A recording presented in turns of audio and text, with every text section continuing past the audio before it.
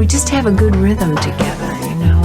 He sort of feels me out, I feel him out, and we go for it. Welcome to this episode of The Frosty Fellas, an online broadcast where Guy Montgomery and Tim Batt, two comedians originally hailing from Aotearoa, New Zealand, repeatedly punch themselves in the balls through cinema.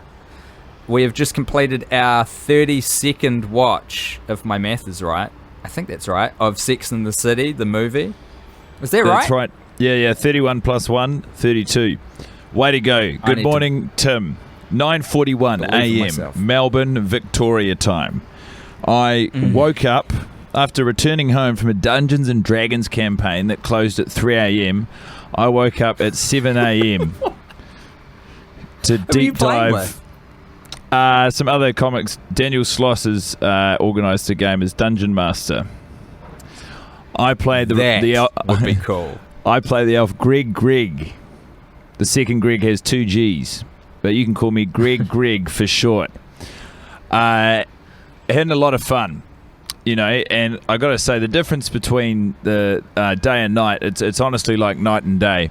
That was, of all the watches we've done, one of the most harrowing experiences I've had with any media. Really? Oh, just you know. So there's 2 different experiences you can have when you're really, really tired. And one of them is when you know that you're allowed to go to sleep. And I would argue that is one of the best feelings that you can have in the world. Mm-hmm. Like when you just let your eyelids shut. And you know when you're so tired that blinking feels really good? And you do a blink and you try to open the blink but your eyes are just shut. Like, no, this is where we are. And you're like, oh yes, we're allowed to be here. The other is when you're that tired and you have to watch Sex and the City for the 32nd time. Yeah, those are the 2 options. I'm afraid you're going to get sick in Melbourne because it's a lifestyle during the festival season that does not lend itself to good health, and you need to try and get as much recuperative sleep as possible, but this is really hampering that, huh? I have had the last 2 nights off the beers, so I've been out late, but I've been just consuming unholy amounts of water and quite a confused sort of strategy to keep myself healthy. No, that's not confused. That's smart. That's good stuff. It's smart. I know, water. but I think, you know, still at the cost of sleep, which does sort of factor in as quite an important part in staying healthy and on top of stuff. So I've got a pretty confused body. I'm pretty cross at us for agreeing to this. Yep. It does not seem sustainable. You're about to join me in Melbourne, which is, I mean, you know, we've often talked about Pavlov's dog, and I do fear, like I am not in any way, with due respect, I'm looking forward to you being here. Is that... I was actually going to ask, has it happened yet that you don't look forward to seeing me, and you've just answered it, and I am very hurt to hear that. I know, and understandably too. I don't want to feel that way, but I am being as honest with you as I can. I dread it. I've shut myself out of the apartment I'm living in, like a dirty little dog, where I'm not allowed inside because I've been naughty. And okay, well, let's talk through this. What are you so worried about with me coming over?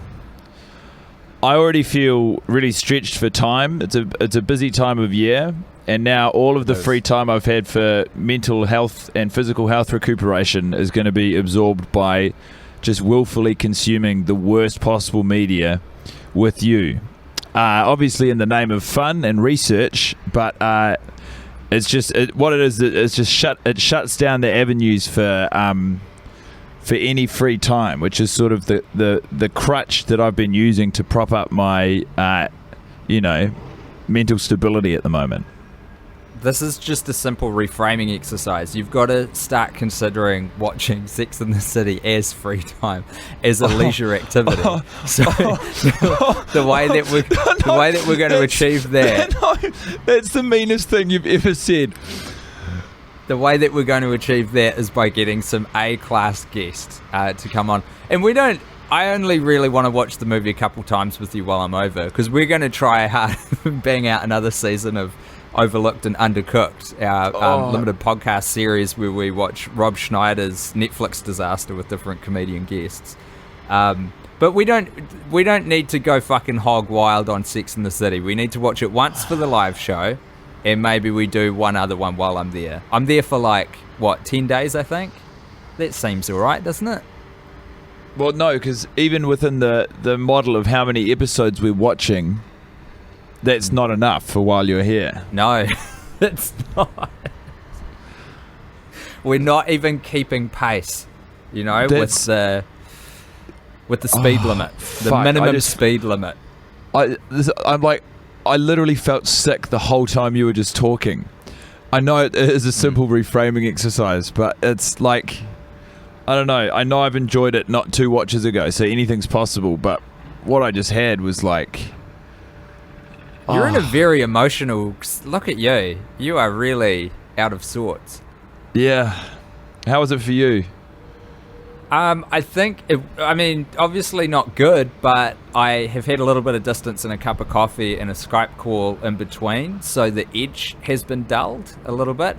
Also, of course, I watch a little bit later than you, I think. Wait, does their math on that stack up? Yeah, you do. I got up at 7:30 to watch it though. I woke up just before 6 a.m. because unfortunately my wife's a bit crook, and it's kind of mean in retrospect. But I would get up and Zoe really. This is an old riddle. What does a doctor do when they're sick? If they call up work, they say, "I can't come in to work. I'm sick," and then their work says, "Well, you better get in here fast." Judging by what I'm seeing, it's watching some David Attenborough in bed on a laptop and mucking around with a dog. You know you can watch Do you know you can watch David Attenborough on your viewing platform, Tim? Did you know that you can actually do that? No, you're fucking wrong about that. My device is virginal. It is kept pristine for one purpose and one purpose only, and that's for Carrie and the gals to parade around. Night after night, day after day. But I exited the bedroom as quickly as possible because I didn't want to get her germs. And there was no air circulation in the room. It's kind of mean. So you just got up and got to it?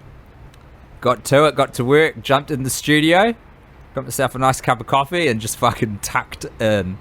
It's such a bad film, isn't it? What did you... Well, fuck. Let's try and find some redeeming qualities just to lighten the air. Did you enjoy anyone's company this week? Did anyone out of the blue sort of, take you out for a drink and show a side of themselves you'd never seen before? Weirdly, for some reason, Louise did, which I don't think has ever happened before. But she was just like... Do you know what's so weird? I always kind of, obviously not in a logical way or in a 100% literal way, but in some way I always kind of forget she's in the movie. Because they have this... Yeah, go on. No, you go, and then I'll tell you what I was going to say. The treatment of the character is so disrespectful, where they kind of bring her on for no particular reason, really. Carrie says, this was something I laughed at today. When Carrie says, I couldn't think of a better time to get a personal assistant, or where's that effect? That sentence might not be word perfect, but she says that. And I'm like, I reckon I could think of a better time. It was when you were trying to plan a wedding and it put a huge strain on you and Big's relationship. And if you had a personal assistant to do the admin, maybe you could have communicated better and none of this would be happening. That is so good. I just find it funny. Like, I hadn't really thought about it like this until you brought up Louise, but I've sort of, I think, quietly been treating her as an ally of ours since we started. Nice. I think of her as not like a mole, but certainly she's in there on behalf of us, because she's the only character who's given any substantial amount of screen time who exists is independent of the franchise, and accordingly, she doesn't, the same thing that happens to all sorts of secondary characters in these movies we watch. She doesn't get given enough screen time or backstory or fleshed out enough to learn how to... I just thought of something. Yeah. Does any other character at any point in the movie see Louise?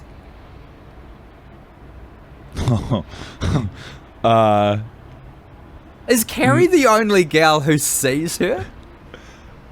Yes, I'm so confident that you're right. What the fuck? Is she not real? Do you reckon? Is she a spectre? I think it's some sort of projection of white guilt. That Carrie was like, I literally have no friends of colour. I'm going to invent a personal assistant to fill this void. I can't think of any time in the movie where she interacts with another character who isn't Carrie, except for her own family and her fiance. I think you're exactly right, and even then, that's seen through the eyes or the experience of Carrie. So wow, that could all be constructed within her mind as well. You've stumbled into something absolutely massive here. This is big, and I didn't even think of it during the watch. That's just come to me now. It's like there's a popular theory that Ferris Bueller's Day Off is all just the imaginings of Cameron, and that all the other characters don't exist. Oh wait, I think that's it. Either that or Ferris is imagining Cameron, but he's not real. One or the other. I feel like this really holds water. That and she's called Saint Louise. That's kind of like. I can't believe it. She totally exists in a vacuum from anyone else. So I think Carrie's she's under quite a lot of emotional strain. She's feeling, even amongst her friends, we've established in previous episodes that they don't listen when they talk, so she's probably feeling quite emotionally isolated, like there's no real outlet. Professionally, I don't know that we've seen her achieve anything throughout the movie. Like, she doesn't. How dare you? She writes the word love on a computer screen, as you mentioned last episode, turns the full stop to ellipses, back to a full stop. And then back again. But like, that's after she's taken on Louise. Like, okay, Louise represents a mental breakdown shared by Carrie and the Frosty fellas. It is where worlds collide. This makes perfect sense as well for where she comes in the movie, because Carrie has basically gone through a semi-catatonic state, not unlike Cameron and Ferris Bueller when they figure out that they can't make the odometer on the car go backwards by chucking it in reverse, which I just have to say, as a comedy premise, is dynamite for something to put in a film. So funny that you could just turn back the clock like that by going reverse.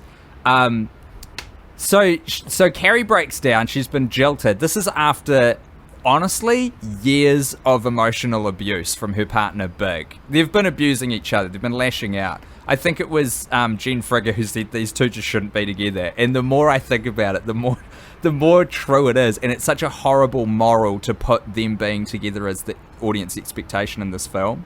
So Carrie's damaged. She's gone to Mexico, gotten reasonably blotto with her mates. She goes and gets a haircut, which is a real sign of like human grief. That's what people do often when they come out of a big relationship. She gets the haircut after St. Louise appears.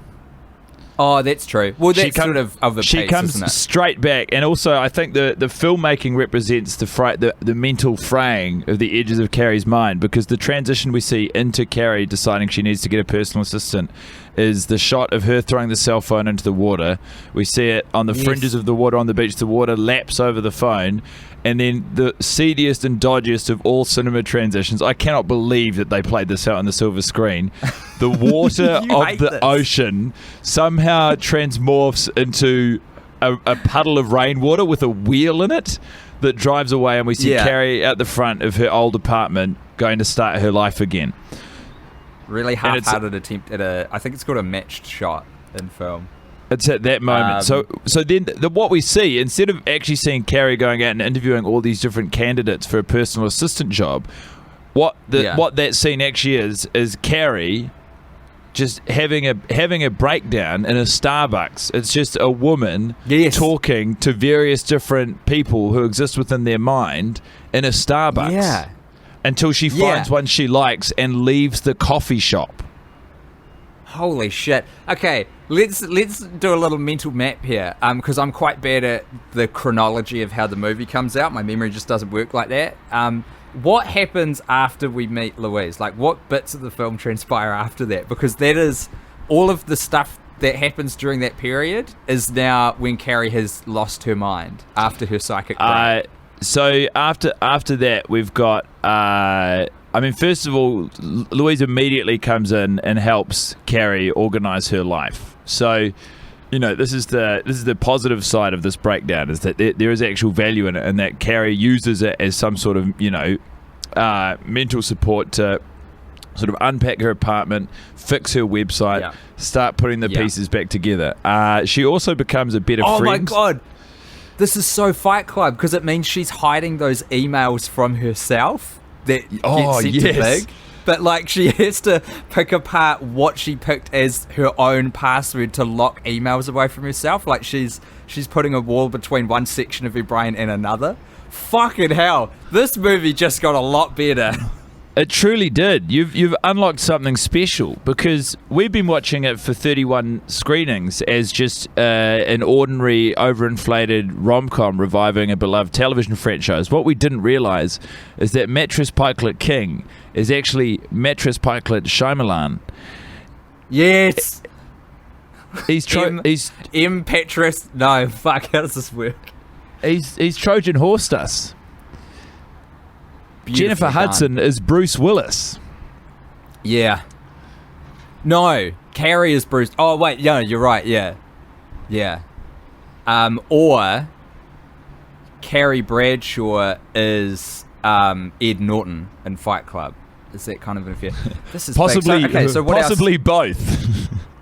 What else happens? How good would it be to see a screening of Sex and the City where Edward Norton plays Carrie Bradshaw and Bruce Willis plays St. Louise? I'd pay substantial money for that. It's going to be a lot of trouble. It's one of those situations where she gets the haircut and people are kind of commenting on it. It's like, it's almost a red herring. Because people are like, oh, your hair looks really good. It's like, yeah, cheers. I've invented a whole other person who I'm treating as a personal assistant, and they don't exist. But she's oblivious, and the reason she's getting away with it is because she doesn't introduce. I mean, I don't know what the traditional lines of friendship and professionalism are between someone and their personal assistant, but it seems to me that they're quite buddy. Like, you'd imagine that Carrie would be excited to introduce this person to her other friends, and yet she doesn't. Like, no one in her immediate orbit sees what is happening because she doesn't let them. It's such a closely guarded secret. So, okay. Does that mean that Carrie, on some level, knows it's a delusion? Because if she was fully in the grips of it, she would attempt to introduce Louise to people, and they'd be like, there's no one there, Carrie. Do you know, I think because St. Louise is... she has a genuine capacity for empathy. And so what I think is that Carrie has found this character and is afraid of sharing someone with these qualities with her other friends. So wow, it's a conscious decision she's made to not. I don't even know that she tells any of them that she's hired a personal assistant. She doesn't. This is what I was talking about when I'm like, I always kind of forget she's in the movie, because the one thread she has is to Carrie. And she's not connected in any way for any amount of time to any other character except for her own set of people, her family and her fiancé. This is fucked, man. That's so crazy. I can't believe Mattress Pikelet did this to us for such a long time. He's back in the good books. What a play. I know. We should write him an email saying we figured it out. We should. So, I mean... What other explanation could there be? What is our relationship to St. Louise? Because I do feel like in some way she represents us, or she's here to help us. Yeah. So here's what I think has happened. Carrie Bradshaw has gotten to a stage in her life where she's 41 years old, and she's taken a look around, which has been... it's a moment that got forced on her by the fact that she got left at the altar by a man that she's been in an emotionally abusive relationship with for a decade. She finally had to take a look in the mirror, and she found out she is not a good person, and she is wholly without empathy. She can't hold a conversation with other people for like 30 seconds without making it about herself. So what Louise is the embodiment of all of these virtues that Carrie knows a person should have, but Carrie doesn't actually know how to integrate it with her personality. So it's this like external make-believe friend that is the embodiment of everything Carrie knows she should be: helpful, kind, selfless, good at technology, but she doesn't know how to put that into herself. Thoughts?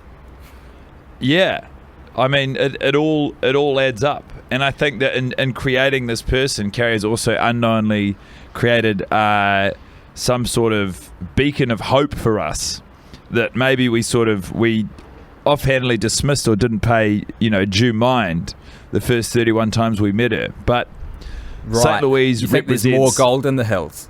Well, I just think that she represents, something for us. In what other films have we had, a spectral character who I mean, when she's not on screen, she's literally capable of anything, because the rules of reality do not apply to her. Universe? Yeah. I mean, who knows? She's been thought into existence, or she's been created from the recesses of Carrie's mind.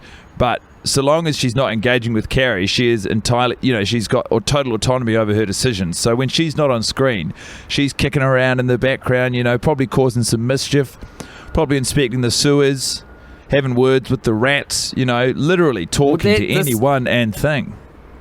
This is a very interesting interpretation, Guy, because you are unlike Dickbot, Brady the Rat King, these sorts of peripheral characters who are getting up to a lot of stuff on the sidelines just outside of the frame of what we see. St. Louise is in a slightly different category, whereby she doesn't exist, but you've sort of interpreted her like she does. She's got action outside the screen, but she's just an imagining of Carrie.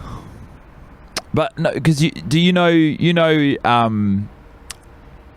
it's the same thing where like it's I think I fear speaking out of turn here, but there's a behavior within schizophrenia whereby it's difficult to hold people accountable for actions that are performed by someone else who lives within their body. And like a multiple personality sort of a thing. Exactly. And that's what we're dealing with here. So she does exist within the real world. Okay, so less like M. Night Shyamalan's Sixth Sense and more like M. Night Shyamalan's Split. Film I have not seen, but presumably yes. It's about someone with split personality disorder, or not. That's the premise. I mean, okay. Mattress Pikelet's done a delectable job of only leaving, enough breadcrumbs for us to have the idea of a meal. But, what we choose to do with them and when we eat them is entirely up to us. Does this then mean that whenever Carrie is by herself and acting out these... I'm presuming she does it out loud, acting out the conversations between her and Louise, she does a Louise voice? Absolutely. Who I hasten to add is Jennifer Hudson. You better believe that's what she does. If a 40-year-old rich white woman is being racist and no one's around to hear it, does it, does it make a sound? Sadly, it doesn't exist entirely within the confines of her own apartment. When they go out for cocktails, that is one of the most uncomfortable nights that the bartender has pulled within that hotel lobby.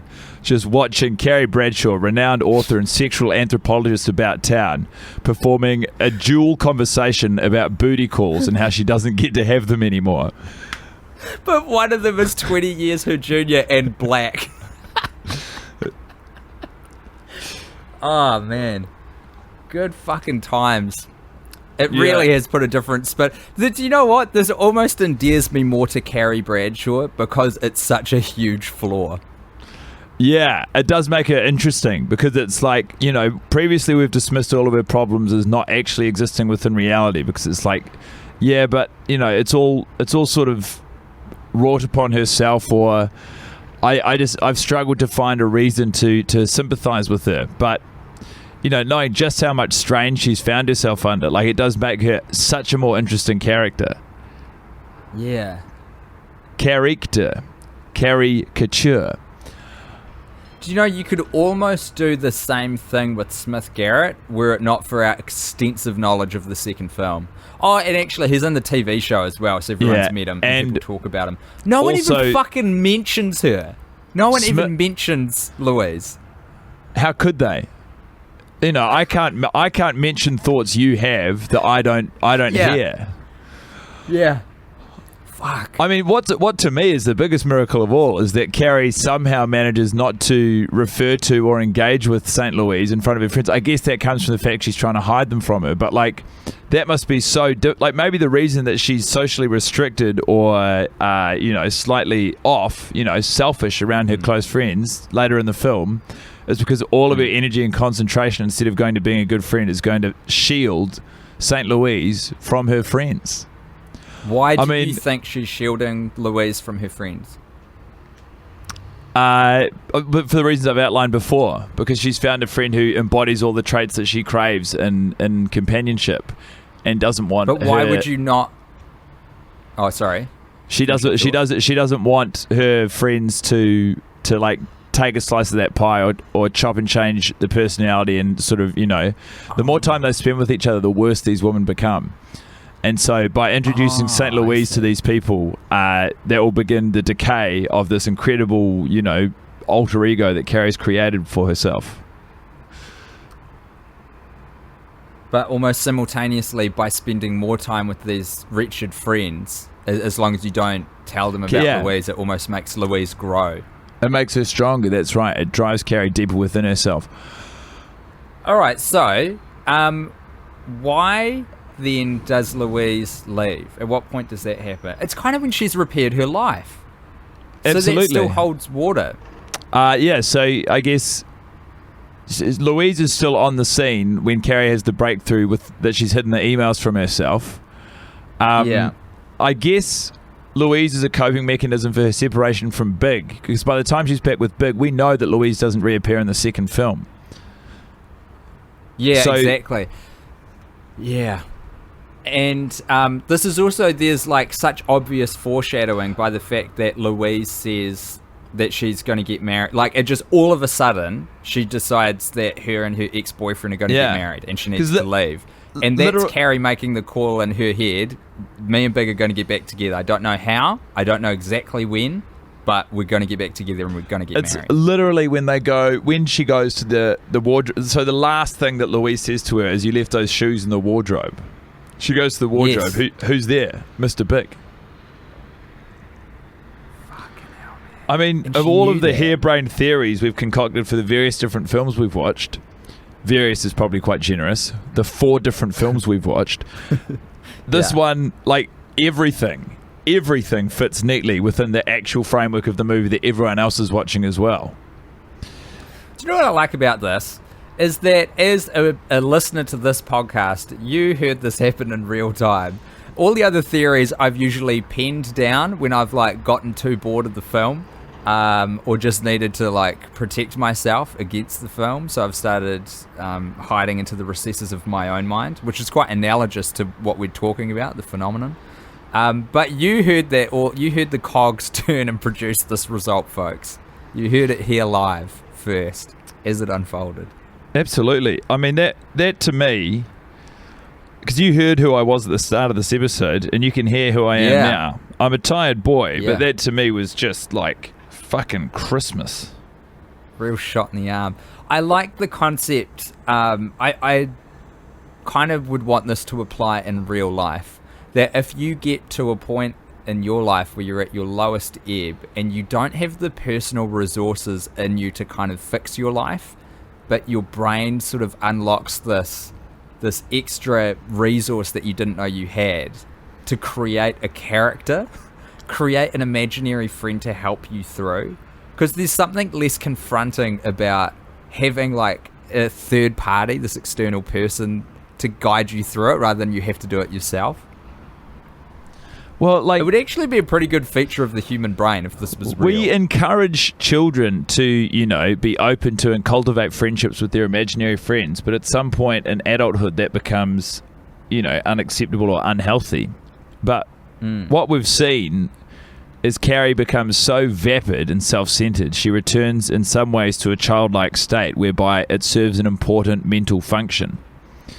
Yeah. Wow. Go us. Did you have a shining light this watch, buddy? Absolutely not. I hated every second of it. I mean, I was furious the whole time. I was furious and tired. Like, I was literally holding my eyelids open while just fucking fuming. But I mean, all entirely redeemed by this conversation we've just had. I don't want to talk about anything else. Like, if it's okay with you, Tim, Great. I think this Cool. is an episode. No. Mate, excuse me, Martha, clear all my calls. We're just discussing this one thing this episode. Absolutely. Did you have a shining light? Martha, of course, is Martha Stewart, who I have hired as my personal assistant because I'd like some creative text treatment. I feel like I've put a lot on the floor. You throw in. No, I told you. I don't have one. Oh, well, not even shining light. I thought we'd just cancel it for this episode. I don't really have one either. Okay, great. Thanks so much, everybody. We'll see you next time. Is that truly us? Yeah. Yeah, fuck it. That is us. That's us. Yeah, we're done. Take the what a rest of great the day episode. off. Yeah. Take the afternoon off, everyone. I love it. We've got a live show coming up in Melbourne. It's sold out. I forgot. But we might have some limited door sales, so keep your eyes peeled on the Twitter. Both Guy and I will retweet it. It'll probably come out of the Little Empire Podcast Twitter account as well. If you do find yourself in Melbourne, Guy's got a live show going on at the moment called I Was Part of the Problem. Before we were talking about it.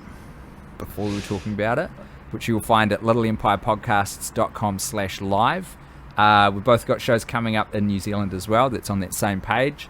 And, all the good shows that you want to go to are on that page. I feel so happy. A crisp 30-ish minutes. You got anything else you want to leave the audience with, Guy? Absolutely not. Oh, to be young again. I'm going back to bed. Bye, everybody. We just have a good rhythm together, he sort of feels me out, I feel him out, and we go for it.